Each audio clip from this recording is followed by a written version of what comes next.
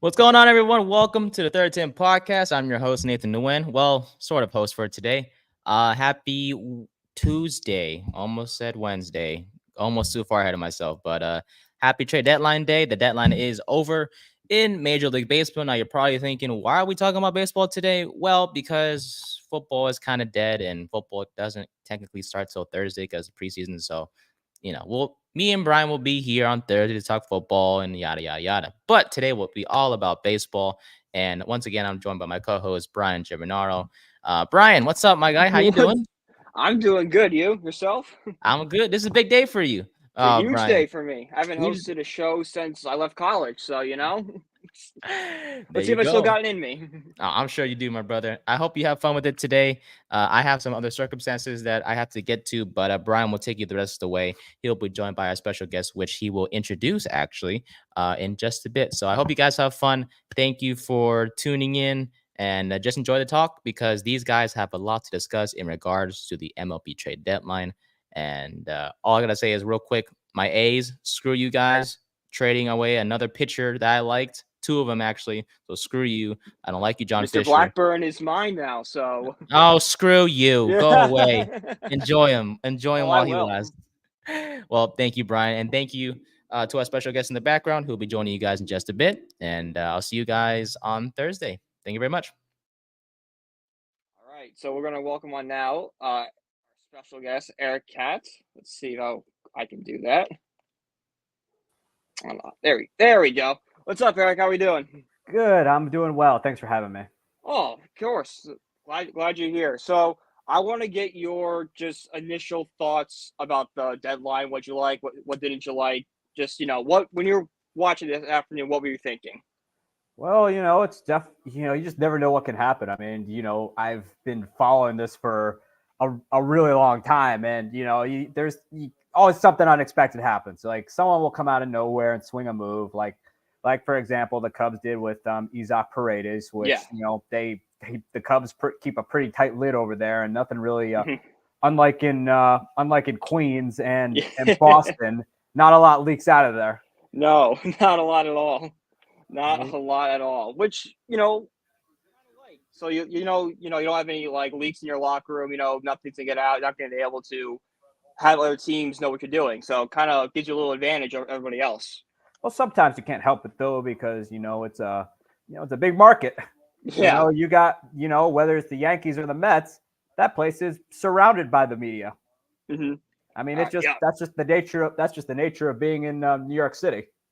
Oh yeah, no, yeah. The media here is absolutely insane. Speaking of your Yanks, you are a Yankee fan. What you think of the Chisholm trade and everything in general with the Yankees this deadline?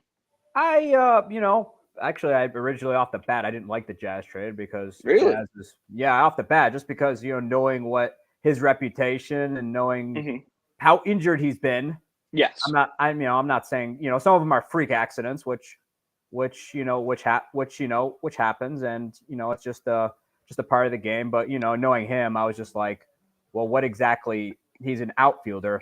Where exactly are you going to put him? The guy's a was a dump of a shortstop when they had him over there. Hmm. But Yankees seem to find a spot for him at third base, and he seems to be doing okay over there. Which actually playing third, going from shortstop to third isn't as hard as you might think. It's just It's just the angle changes slightly, but you Yeah. know you don't have to react as much.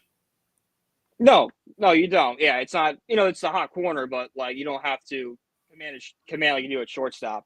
What do you think of the Yankees not getting a frontline starter and then not getting someone that not getting another bat that might be able to protect Judge in the lineup?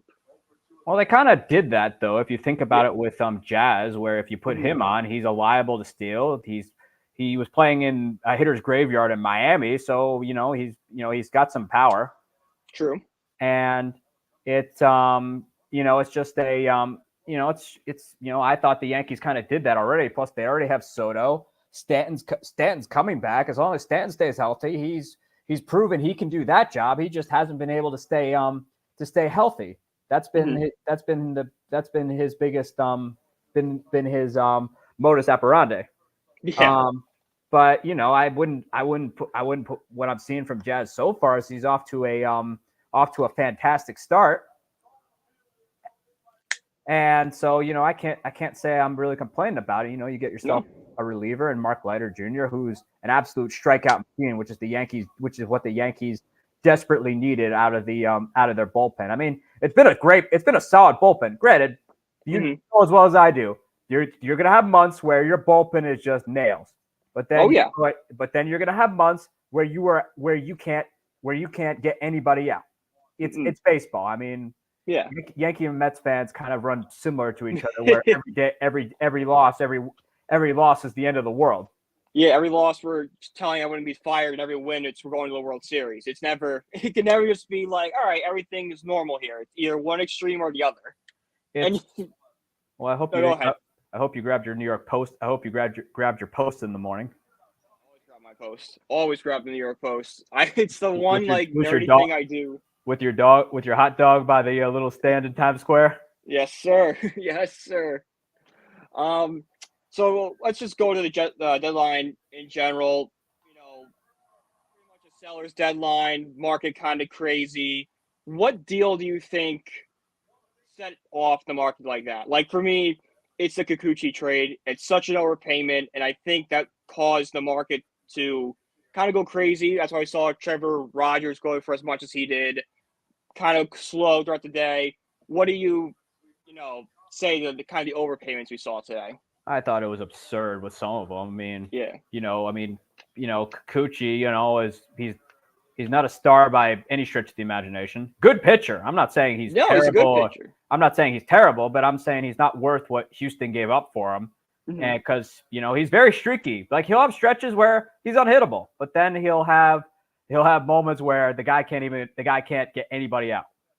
Yeah.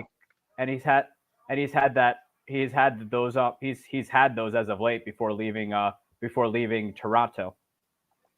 Yeah, for Kikuchi, for me, it's kind of like going to Applebee's and paying like $500. It's like, no, you pay, like 20, you pay a certain amount. You don't pay, top line starter type value for a pitcher like that. He wasn't even the best starter in his rotation. He never has been. He's been that middle of the rotation guy, which nothing wrong with those guys. You need a strong 1 through 5 to survive in this league. Yeah. And it's not, he's never had to be that guy. I mean, they've had guys in there who have done that for him, which he's never been the best starter in that rotation.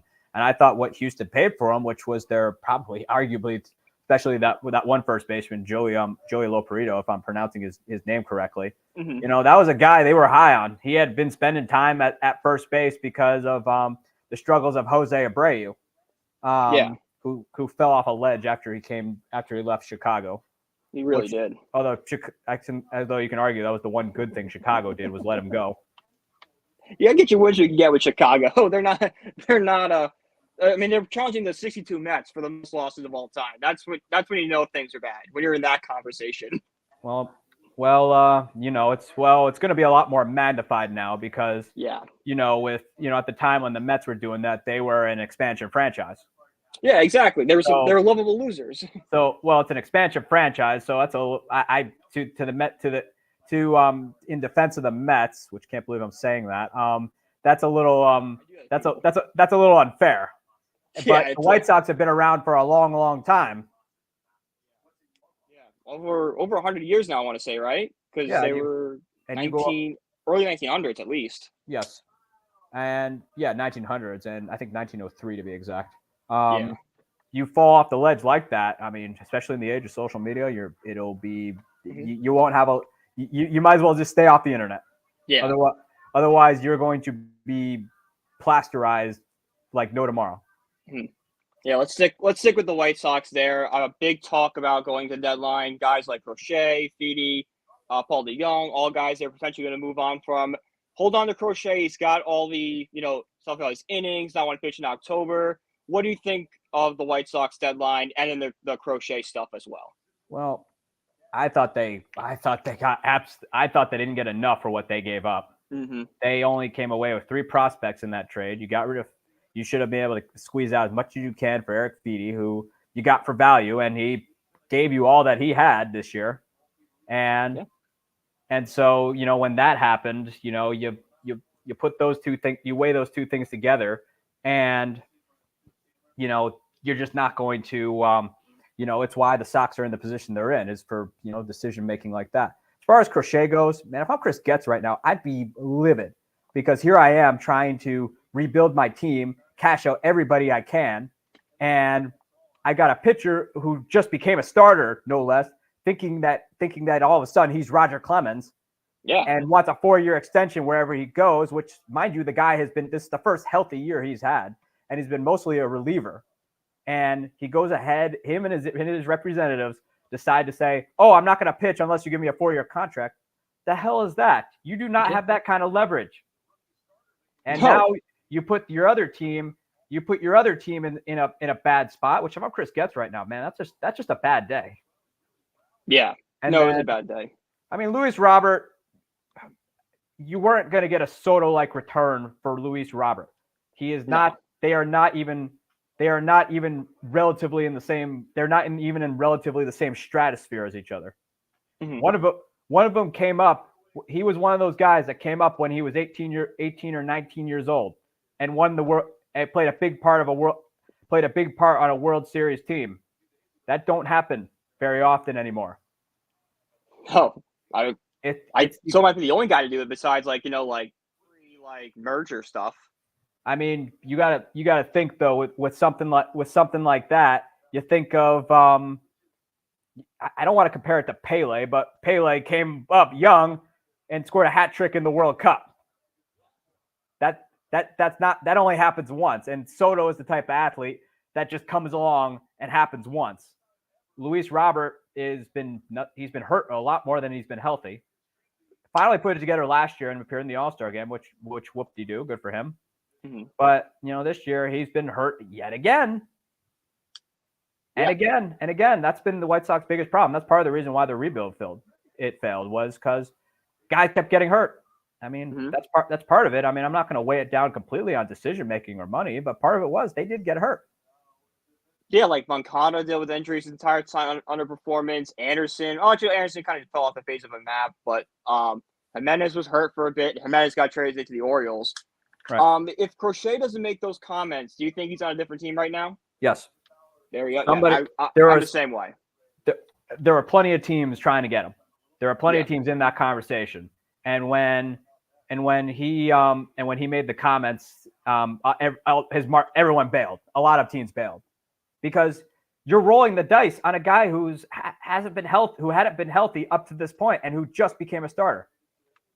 Yeah. It's basically like paying someone who's only had 1 year of experience. Like, okay, cool, you had the one good year, but I need to see more before I'm willing to put a big investment behind you. He was hurt more than he was healthy when he was a reliever. Yeah. And I think he had Tommy John too. Yeah, I think that's the big reason why he wants the injury, the limit, because they kept comparing to like the Matt Harvey situation in 2015, and I'm like, yeah, that's kind of the same, but we also weren't talking about trading Matt Harvey either. But I digress. Matt Harvey thing. I could talk for hours. Matt Harvey had a lot more going for him than just getting hurt. Yeah. Matt Harvey the cocaine use was bad.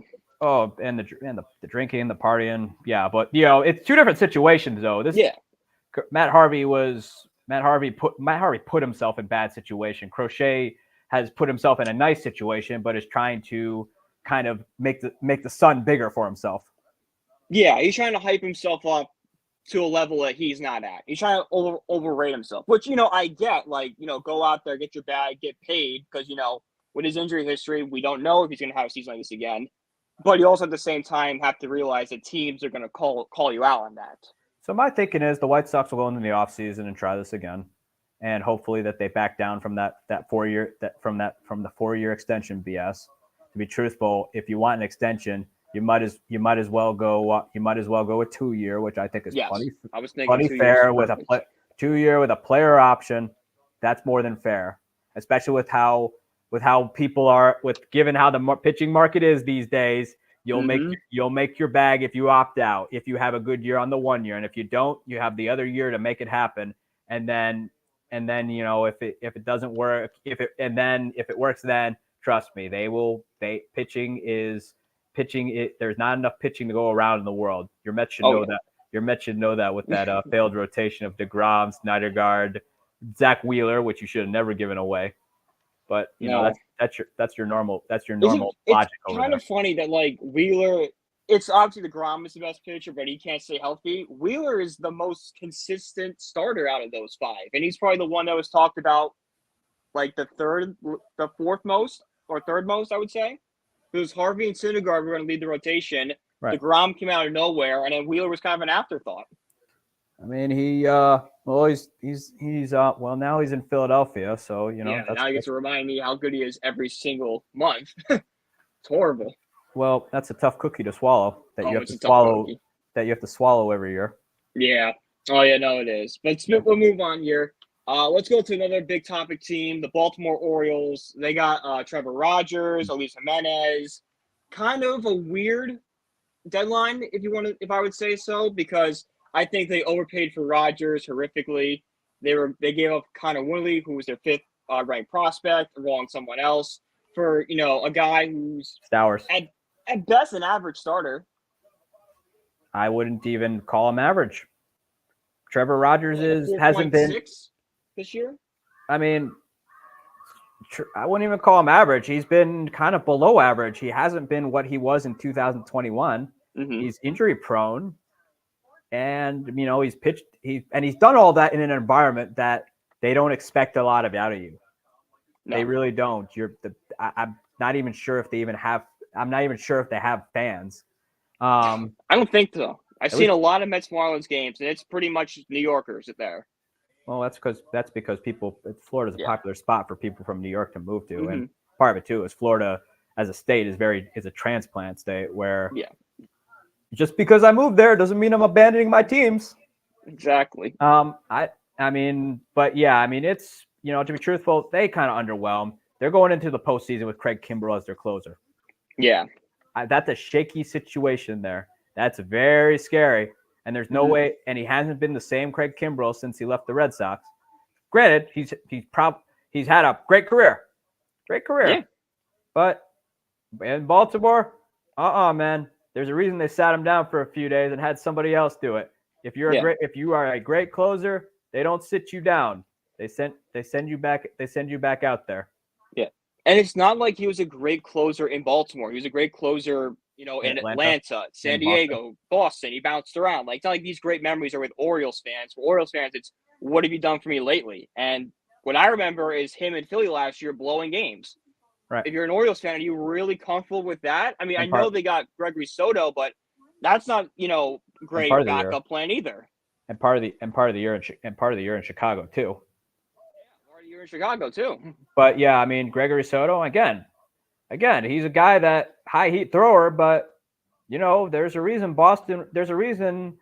that Philadelphia, despite being in the position they're in, was okay with giving him up. Same with Sir Anthony Dominguez, who hasn't been good in 2 years, who had that 99-mile-an-hour sinker that made everybody go nuts, and then which now that's getting sent into the upper decks of Citizens Bank Small Park. Yeah, one of the little league parks in the MLB. Do you think the Orioles should have prioritized maybe a Tanner Scott instead of Rogers? Yes. They need the closer more. I mean, yeah, they needed a starter, which I will give you that. But to be truthful, if you got a great bullpen, it can get you very far. Nowadays, starters are not relied upon. As long as you give me, now it's not like when you and I were growing up where they went as deep as they could. Now, if they give you 5, which they give you 5, that's actually very good. Yeah, we celebrate 5 now. Days of the, like the old Hershiser going out 200 innings, that's out the window now. It's all about, all about protecting the arm, how many strict pitch counts. The only guy who could probably do it now is probably Garrett Cole. Yeah, and even he got shut down with fatigue. He did, yeah. Which but even now, gone are the days where we celebrate complete games. I mean, they used to be common. The guy will go out there as long as he's not getting shelled. Even if he gave up 5 runs, they still let him go out there. Yeah, exactly. It was as long as we are putting us in a semi position to win, you're going to stay out there. Now, I got to give him 3 runs and he's done. Absolutely. I mean, it's just the game just changed. let's go into winners and losers. So who is you think is the biggest winner of today? Oh boy. I got to go with the Dodgers. Dodgers, yeah, that's probably where I was going to say. I mean, too. I can't stand the Dodgers, but they they came out with, you got Tommy Edman, which, you rolled the dice on him. You got yourself another starter, which is something they desperately needed.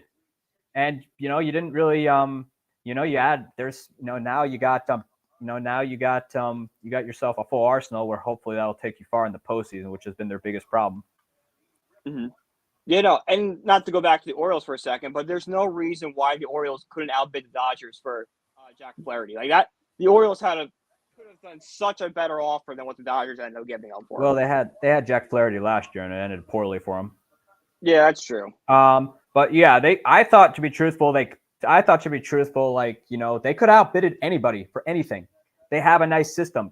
Has been number one for an umpteen number of years now, and they didn't get it done. They just had another underwhelming trade deadline. Hello, aren't you trying to win? Your rebuild's over. Do you want to value win the World Series or having the top farm system? Your infield is practically set. I mean, you're waiting for Jackson Holliday, yes, but still, even without Jackson Holliday, it's still percolating quite nicely. And we still don't know where Jackson Holliday is. Like, yeah, he's a top prospect in baseball, but he has struggled in his brief sample time in MLB. There's no guarantee he's going to translate to the major league level. I'm not going to go by his 14 at bat. Right? Yeah, no. MLB. But I'm not it's gonna, just like you can't prospect hug sometimes. Which Baltimore is doing it hard. They give the Yankees crap for doing. The Yankees get a lot of crap for doing it, but Baltimore practically doesn't. Baltimore to me is like that helicopter parent who is concerned every time their kid steps out the door to either go to school, and they follow the bus to school to make sure it gets there. Oh, those parents were the worst. Thank God my parents were not that way. Yeah, thank God. I had some buddies whose parents were like that, and Jesus. No, they made those me, poor kids. Even when it was cold out, they made me go outside. They're like, "Nah, son, you gotta walk over there." Yeah, like what do you mean? Sit in the car. There's a blizzard. No, they made me go out there too and do that. Yeah, it's like, oh, okay, cool. But yeah, I mean, that's what Baltimore is doing right now. They've got a chance where they could really dominate baseball for the next umpteen number of years, probably better than Houston ever could. Yeah. No, they've got a nice young core guys who are all relatively cheap, and they're going to be cheap for the next 5-6 years before the extensions start. You could dominate baseball. You could win multiple World Series with what the Orioles had if they went out and got like a Skubal or someone big like that. I think their most expensive player right now on their roster, is Anthony Santander. That's pretty pathetic. Which, he's probably going to, when he's a free agent, he's going to cash in. Mm-hmm. Because he's a big bat in that lineup. And but aside from that, they've done it right. They've got a GM's dream right now where you can you can incorporate your young players, add a couple big bats in there, and you can then you can say comfortably that team is going to the World Series, almost like you could with the Chicago Cubs in 2016. Yeah, exactly. Build around the nice young nucleus you have. Go spend big now because you can't spend big later. Because at the moment, the Orioles are just starting to look like the better version of what the White Sox had in 2021. Yeah, failed potential across the board. Well, they didn't spend. That was the other problem. That's when you have, Jerry Reinsdorf, the worst base owner in baseball right now. He's got a ring. He's got a ring, but not much else to show for it. What does that make the Wilpons after 1986? The Wilpons had Nelson Doubleday there too, so it wasn't just. I forgot. When the Wilpons fully took over, there were no World Series championships. There were two pennants, but no World Series. Yeah, I do remember that. I'm sure it must have been miserable in 2000. I was thankfully not alive for 2000, so I didn't get to experience that one. Well, I've heard horror stories. Well, good. But, it was, that's just where Baltimore's at right now. I hope they don't become the slightly better version of the Chicago White Sox. I really don't. But if they do, it'll be a disappointment. And once again, they go back to, yes, they have a new owner, which I'm curious, just people like, oh, he's got money. Well, The new guy in Miami's got money too, but he's not spending it. Yeah. Which I think it's Bruce Sherman down with the Marlins new owner. It was like, oh, he's got money. Well, seems like to be business as usual with the Marlins. Yeah, having an owner with money is great, but you need him to have that commitment to the team. Like you need someone like the Dodgers owner or like Steve Cohen, who's like gonna put money into the team, not just have a bunch of money and use it as like a tax write-off. Even Hal Steinbrenner. I mean, say what you will Yeah. about the guy. He puts money into the team. He just, I mean, I agree with him. You do not need to spend $300 million to try and win the World Series. Which the Mets have begun to figure that out slowly. Yeah, we got to figure it out. But we got the farm system now. It looks good. We got a nice core going. Some questions this off season, but we'll get to that when the off season comes around. So that's your big winners, Dodgers. Who would you say is your biggest loser of today? Milwaukee. Okay. I mean, they tried to get Feedy. It didn't work out. But all they were able to get was Mears, who okay reliever. He's in Colorado though, so you can't really factor his ERA in too much because you're pitching in thin air, and the ball a broken bat could be a home run. Yeah, that's true. But you get Frankie Montas, who's pretty much a has-been at this point. Oh yeah.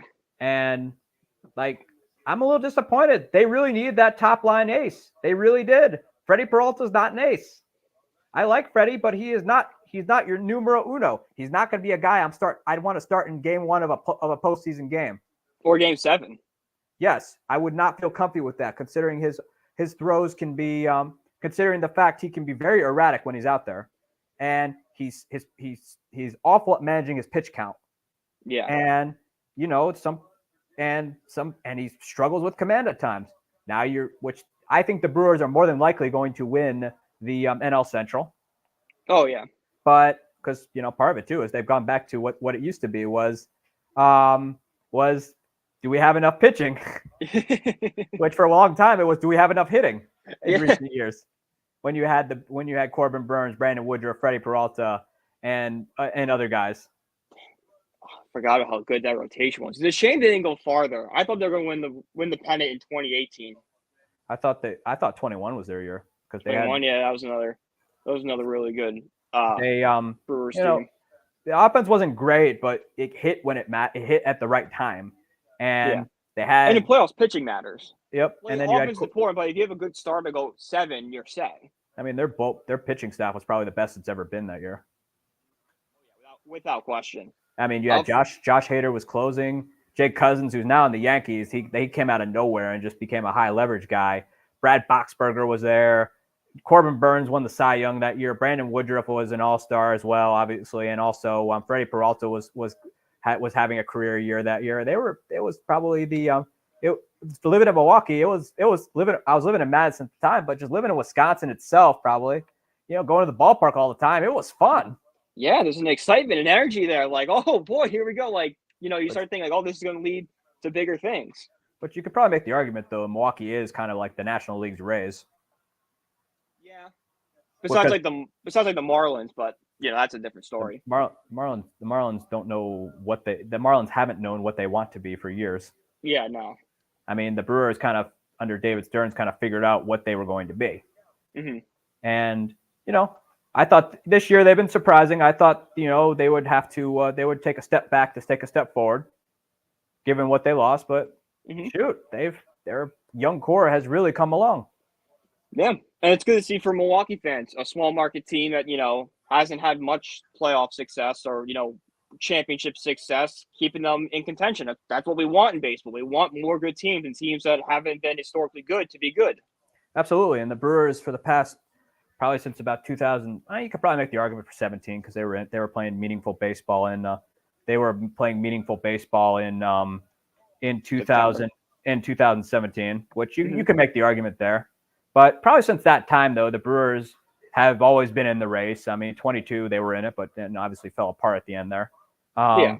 But they've put together a thing that works. They found what works, which is they'll spend what they need to. Like they're not going to spend big, but they won't say no to spending. Unlike Tampa. Yeah, Tampa or Oakland or some of these really bad teams. For the most part in Tampa. Yeah, Because for the most they part, brought in Eflin before they traded him. That's true. That is true. But but Milwaukee has found something that works, and it's been fun to watch. It really has been. For me, I don't know if they're considered them a loser, but I think the Blue Jays missed out on a golden opportunity to start their rebuild. Like, I know you wrote about this the other day, I think. I did. With this seller's market, what they got to Kikuchi, they could have gotten a haul for a guy like Bo Bichette. Chris Bassett could have gotten them something big. If they wanted to trade a guy like Vladimir Guerrero Jr., he probably could have got a Herschel Walker type return based on how the market was and how there was no offensive pieces on the market. It was mostly a pitcher's market. I thought you know what? You're 0-6 in the playoffs. It hasn't worked. You're bottoming out this year. Just your farm system ranked 24th in baseball with a couple guys in the top 100, so it's not completely the farm's not completely barren. But it's not great. Right. But I mean, you just say, hey, it's not going to work, and it's not working this year, and just get your rebuild going. The fans would get the fan. You're going to obviously hear it from the fans. That's just what they do. But it would have been the right move, but they think they can rebound in 25, which they said our offense will rebound this year, and it just got gradually worse. Yeah, and then you're in the American League East, which is by far the hardest division in baseball. You got the Orioles and Yankees, who are both World Series contenders. The Red Sox are a surprise team that are doing well. I know the Rays are struggling right now, but I don't put anything past the Rays. They're going to sign some nobody to a 1-year deal this offseason to be an MVP candidate next year. Now's the opportunity to rebuild. You don't really have a shot in the division. Go through the 5-year rebuild. Wait till these other teams' cores get a little bit older. Then you strike. Then you go after. Make a push for the playoffs. I mean, they're 0-6 in the postseasons that they've been in. Yeah, that's change it up a little bit. This core's not working. It's just I mean, they were supposed to be like essentially what Baltimore has become, and it just hasn't worked. Yeah. I mean, that's just the nature of it. I mean, I'm sure. I mean, you could probably make the argument trading Teoscar Hernandez was a mistake.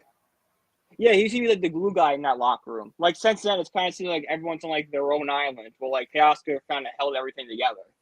I mean, yeah, you get rid of that guy. I mean, I don't think it's a bad locker room by any stretch of the imagination. No, not a bad locker room, but just sometimes you just need that one guy to make the difference. Yeah, and I mean, Semien, we all knew was going to be just a 1-year thing, which Semien was cashing. He was bailing after MVP. He was bailing. I mean, you could say, "Oh, resign him." Nah, you weren't getting him. He was bailing. Mm-hmm. So I want to get paid and be in Texas where it's warm. I mean, well, they play in a dome in Canada, so it's not like you're out in the freezing cold. True, but I'm thinking more living, going to the ballpark every single day, in the off season. I know it probably doesn't live in Canada, but there's the Canadian winters that last months. Yeah, it's like Alaska. We're not seeing sunlight for years. Sometimes feels like a year. Yeah, sometimes feels like a year. Another team that I felt missed an opportunity was the Angels. I feel like they had some interesting guys like Tyler Anderson and Taylor Ward that could have gotten them a lot. And this is just a franchise that I just don't know what they're going to do anymore. I don't see a path for them to get better anytime soon. Do you think this was a chance for them to maybe stock up a farm system and maybe have some sort of direction? The Angels have, like the Marlins, they have no idea what they want to. They think they can contend by just putting 2 amazing players at the time. I'll just go with Ohtani and Trout, and then surround them with below average players. They saw what the Cavaliers did in 2016. It's let's do that. It's no, that doesn't work in baseball. No, it's not. No, I mean the NBA is different because you can have the best players and drag a team of corpses to the finals, which is what he did. Yep. Yeah, no, but do you think how much longer do you think we have a Mike Trout? Because I kind of see him as Ken Griffey Jr. in a way where he had such a high peak, but as he got older, the injury concerns started to pile up. I think we're seeing a sort of similar trajectory with Trout right now. Do you see a scenario where one day Trout isn't an Angel? Yes. I don't think I know he wants to stay, and I think part of the reason he did that because he didn't want to be the face of baseball. So he was hiding out in Anaheim, and Art Moreno just dumped a bunch of money on him, which, of course, you're not going to say no to $400 million or whatever he's making, at least at the time. But I think one day Trout's going to want to contend. He's going to want to compete. They could easily do it. I mean, the Rangers did it with A-Rod when they traded him to the Yankees for abundance of players, which even A-Rod said that he was willing to leave money on the table, which the Players Association, both then and now, has a no money. Boston. He had a deal in place in Boston, but they didn't let him change that contract.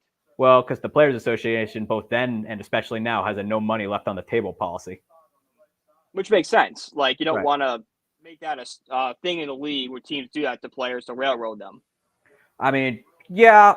Well, I don't think. Well, A-Rod was doing it by choice. I don't think teams truly can.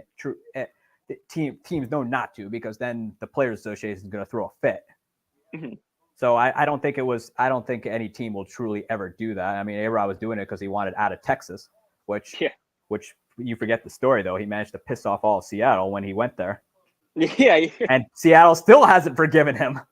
I love it. And that's any sports rivalry. That's great. That's what makes sports great, is hating a guy who left you over 20 years ago and never letting go. That's awesome. Well, I think A-Rod mishandled a lot in his career. And did you think? And although moving over to third base in New York was not one of them. No, you can't. As much of a better shortstop he was, you can't move Jeter out of shortstop. No, it wasn't going to happen. And A-Rod himself said that. Yeah. That's like telling Hank Willie Mays he can't play center field anymore. It's like no. He's out there. Willie's on a different stratosphere than a lot of players of his time. Exactly. Mickey Mantle might have been the only one who might have equaled him. Mm-hmm. Yeah, really. Were there any teams that confused you by how they approached the deadline? Whether you thought they were going to buy and they sold, or you think they're going to sell and they bought? Like, how about that? The Cubs did. Cubs? Yeah, that's probably a popular answer. They were, every team kind of did what I thought they would do. But the Cubs getting Isaac Paredes was a little confusing. So like, as far as that goes, the Cubs kind of confused me there, because I'm like, what are you doing? Yeah. I mean, I get that he has control left, but visit it in the offseason. I'm sure the Rays would move him then. I know they will. And it's probably cheaper to get him in the offseason than it would be right now. Because you get less control. And it's not going to be truthful. It won't. Let's see, what's the word I'm looking for? It won't cost as much, and you're preparing for that season. It would make sense, but during the trade deadline, no. I know I've gotten a lot of heat from Cubs fans for what I published today, but I just thought, it's not for this year. The Rays would have done it in the offseason. I know they would have. They were looking to shed payroll. Their own Stu Sternberg admitted that, and essentially admitted it without actually saying it. Yeah. The Rays are in a kind of like an identity crisis right now after all the Wander Franco stuff. They would be willing to move him whenever if it meant to shed salary and build something to the future. Well, their big issue was Wander Franco was supposed to be that guy they built around and had all that, but after the mess that happened with him, now it just totally tanked the boat. Mm-hmm. It blew up everything. They had this great plan, this great foundation. Wander Franco does something completely disgusting, and the Rays' future is up in smoke. Yeah, now it's like you have no idea what to do. Yeah, no. They're lost because they don't know what to do. And I think it was smart for them to sell at this deadline and, kind of restock the farm. Because I think that's just the best thing you have to do. Kind of wave the white flag, wipe your hands of the whole situation, and move on. Right. And it's just not what it's going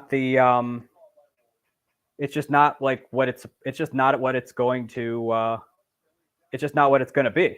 I mean, that's just the way that ended in Tampa. I mean, Tampa has a system that works, no doubt, but without Wander though, it just yeah, they made the playoffs without him, but that's because of that hot start in the beginning. But then they kind of started to fall back when he was gone, and then this season when they were without him, they didn't really have that true threat in the lineup.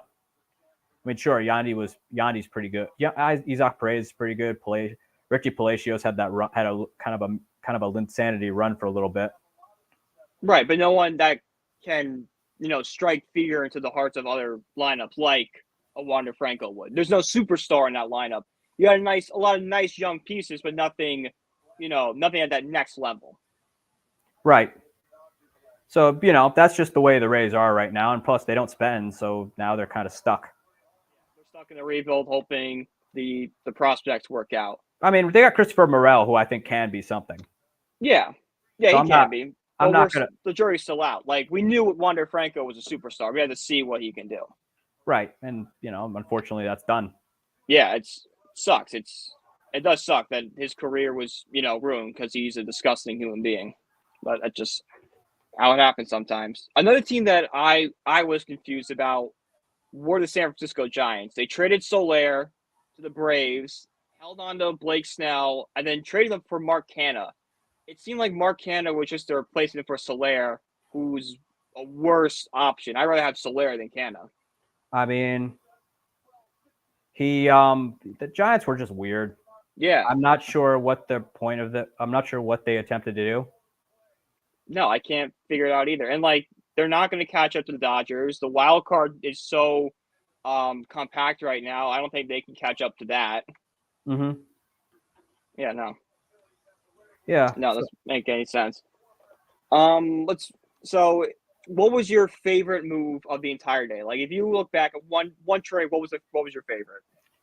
Oh boy, I'd probably say the Tanner Scott move to San Diego. That was pretty epic on San Diego's part. Mm-hmm, yeah, I'm gonna go with that 3-team deal with the Cardinals, Dodgers, and White Sox. I just kind of like big trades like that, and I think that was the biggest trade we have.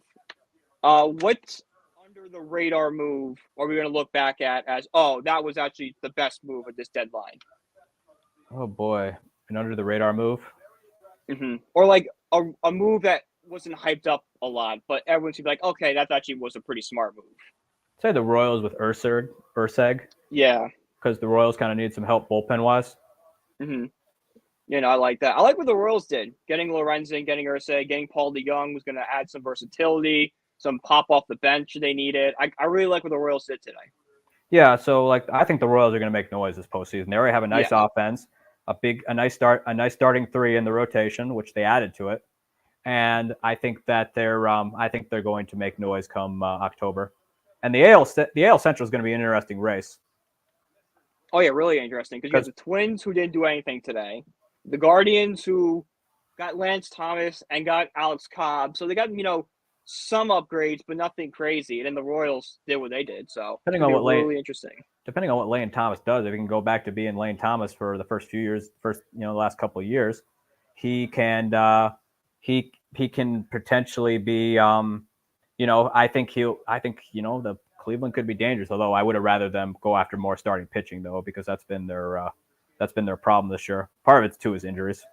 Yeah, it's injuries, but yeah, they could use a starter. It's probably going to get Skubal and Flaherty because of being in the division with Detroit and everything.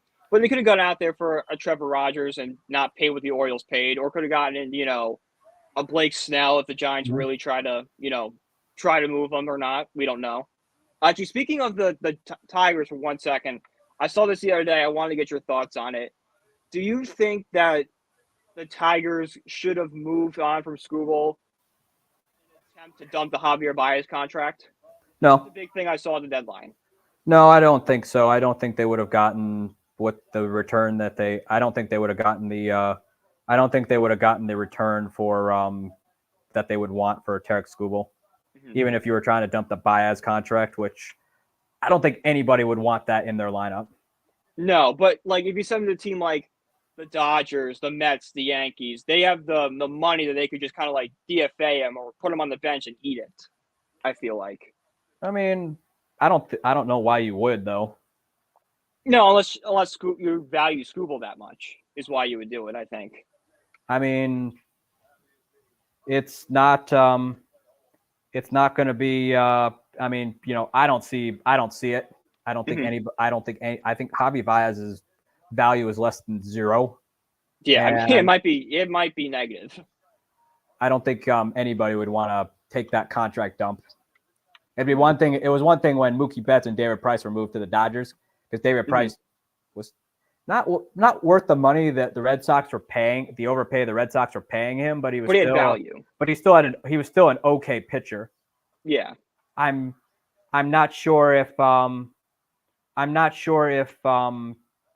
let's see, what's the word I'm looking for? I'm not sure if yeah, it's not the same. It's not the same thing. I mean, Yeah, he's still, you don't think a change of scenery is gonna fix what's wrong with Baez? Javi Baez is a very very much a strikeout or home run kind of guy.